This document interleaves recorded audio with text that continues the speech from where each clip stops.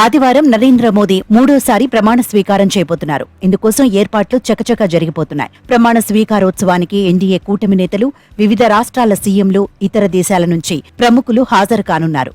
అయితే ఇలాంటి సమయంలో ప్రధాని మోదీ జీతం ఎంత ఉంటుందని ప్రతి ఒక్కరూ చర్చించుకుంటున్నారు. ప్రధానమంత్రికి నెలకు 1.66 లక్షల రూపాయల వేతనం ఇస్తారు. ఇందులో బేసిక్ పే 50,000గా ఉంది.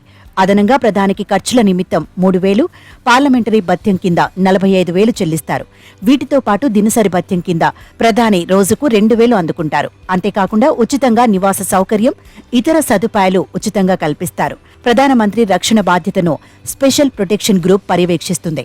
ప్రధాని తన ప్రయాణాల కోసం ఏ ప్రభుత్వ వాహనం అయినా వినియోగించుకోవచ్చు. ఏ ప్రభుత్వ విమానంలో అయినా ప్రయాణం చేయవచ్చు. ప్రధాని విదేశాలకు వెళ్లినప్పుడు ఆయన వసతి, ఆహారం, ప్రయాణ ఖర్చులన్నీ కేంద్ర ప్రభుత్వం భరిస్తుంది. ప్రధాని పదవి నుంచి తప్పుకున్నాక ఉచిత నివాస సదుపాయం కల్పిస్తారు.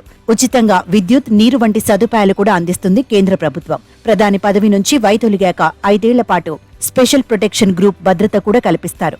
మరోవైపు ప్రధానమంత్రి కంటే రాష్ట్రపతి, ఉపరాష్ట్రపతి శాలరీ అధికంగా ఉంటుంది.